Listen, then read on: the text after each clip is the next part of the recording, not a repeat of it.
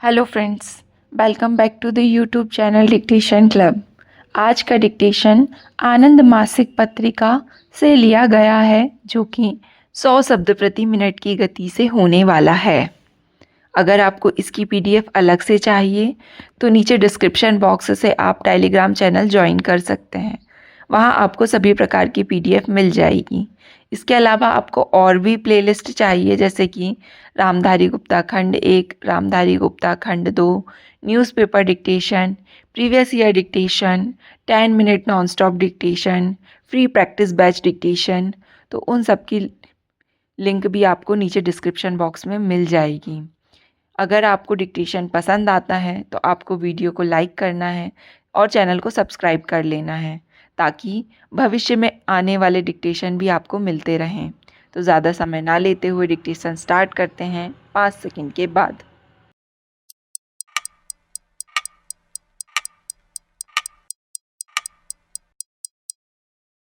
Start. अध्यक्ष महोदय, स्वतंत्रता की स्वर्ण जयंती के अवसर पर विशेष सत्र की आवश्यकता क्यों पड़ी? इसका उत्तर लोकसभा अध्यक्ष के पास इसलिए मिल सकता है क्योंकि वह अभी काफ़ी युवा सांसद हैं, और यदि उन्होंने संसद के इस सत्र को बुलाने में पहल की है तो वास्तव में उनकी दृष्टि साफ रही होगी।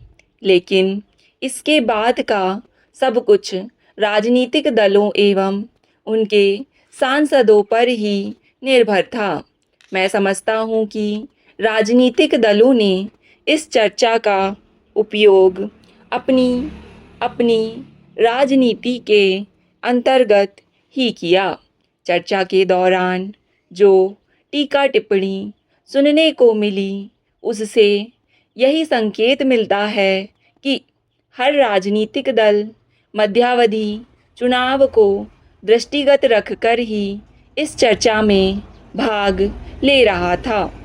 ऐसा नहीं कि वक्ता या नेताओं ने राष्ट्रहित के मुद्दे ना उठाए हों, लेकिन उनके स्वरों में जहां राष्ट्रहित की सुगंध आ रही थी, वहां उनके स्वरों की गूंज इस बात का साक्ष्य प्रस्तुत कर रही थी कि राष्ट्रहित के स्वरों की प्रतिध्वनि में पार्टी हित भी निहित हैं।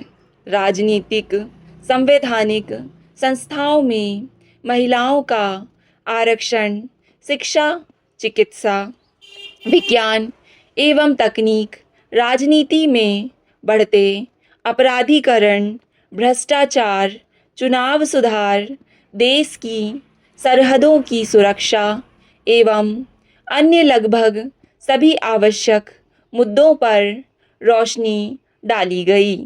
लेकिन किसी भी वक्ता ने यह हिम्मत नहीं जुटाई कि वह किसी भी राष्ट्रहित के मुद्दे पर संसद में आम सहमति का आह्वान करते हुए अपने वक्तव्य के दौरान ही किसी मुद्दे पर सांसदों के हाथ खड़े करवा लेता। शायद सभी वक्ता या सांसद इस बात से भिज्ञ थे कि वह ऐसा नहीं करवा पाएंगे। स्वतंत्रता संघर्ष के दौरान ऐसी बैठकों में भी प्रस्ताव पास करा लिए जाते थे। कुछ सांसदों ने तो अपने वक्तव्य के दौरान ही यह संकेत दे दिया था कि वे जो कुछ बोल रहे हैं मध्यावधि चुनाव के दृष्टिगत ही बोल रहे हैं। लेकिन संसद के इस विशेष सत्र के चलने से एक बात साफ हो गई है कि राजनेता जनता के बीच गिरती हुई अपनी साख से न केवल हिल उठे हैं, बल्कि आत्मनिरीक्षण का प्रस्ताव भी सहज स्वीकार करने के लिए तैयार हैं। इससे यह भी स्पष्ट हो गया है कि जनता सर्वोपरि है और सांसद को जनता के प्रति जवाबदेही की जिम्मेदारी आज नहीं तो कल उठानी ही होगी। अध्यक्ष महोदय, संसद के इस विशेष सत्र का एक बहुत बड़ा लाभ जनता को यह पहुंचा है कि वह अब यह कह सकती है कि यदि अगले चुनाव में वर्तमान सांसदों में से एक भी दोबारा चुनकर नहीं आता तो अगली यानी 12वीं लोकसभा में जनता का प्रतिनिधित्व वास्तव में जनहित को सर्वोपरि मानकर किया जाता रहेगा। 12वीं लोकसभा के सांसदों का चुनाव काम के आधार पर होगा, ऐसा अब स्पष्ट परिलक्षित हो रहा है और ऐसा होना भी चाहिए। इसलिए संसद में पहुंचते ही सांसद की जनता के प्रति जिम्मेदारी खत्म नहीं हो जाती, बल्कि यह जिम्मेदारी वहां पहुंचने के बाद बढ़ जाती है। यद्यपि यह कहना कठिन है कि 26 अगस्त से संसद का विशेष सत्र प्रायश्चित के उद्देश्य से रखा गया था या फिर आत्मनिरीक्षण के उद्देश्य से बुलाया गया था।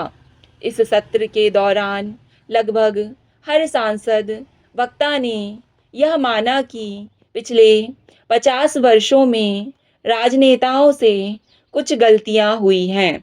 उन्होंने इस सत्र में पिछली गलतियों को सुधारने का आह्वान भी किया और आगे ऐसी गलतियां ना दोहराने का संकल्प भी लिया। शायद सांसद इस बात से विज्ञ हैं कि भारत की जनता भूलने और साफ करने की आदी है, लेकिन उनके विश्वास का सबूत तो तभी मिलेगा जब भविष्य में 12वीं लोकसभा के चुनाव परिणाम आएंगे। संसद द्वारा की गई इस चर्चा में जो खास बात देखने को मिली वह यह है कि वरिष्ठ सांसदों एवं नए सांसदों के बीच भारी अंतर दिखाई पड़ रहा था। यानी जहां वरिष्ठ सांसद राष्ट्रहित के मुद्दों में राजनीति को मिश्रित करने का मोह नहीं छोड़ पा रहे थे, वहीं युवा सांसद राष्ट्रहित के मुद्दों को बेबाकी से पेश कर रहे थे। अलग अलग वक्ताओं ने गांधी जी के सपने साकार किए जाने की बात रखी। यह वास्तव में सर्वसम्मति की ओर इशारा कर रही थी। मजे की बात तो यह रही कि भाजपा के पूर्व अध्यक्ष ने विज्ञान और तकनीक पर अपने जोरदार भाषण के दौरान कहा कि कहाँ गए वे दिन जब हमारा जुलाहा गेहूं के एक दाने के बराबर रुई से 26 गज धागा बना दिया करता था। उन्होंने स्वदेशी के मुद्दे पर गांधी जी को याद किया। इस दौरान एक रोचक बात देखने को मिली कि जिस वक्ता ने अपना भाषण खत्म किया उसने दूसरे वक्ता को सुनने में कोई रुचि नहीं दिखाई। यह वातावरण उचित नहीं है। स्टॉप। डिक्टेशन पसंद आए तो वीडियो को लाइक तथा चैनल को सब्सक्राइब कर लें। धन्यवाद।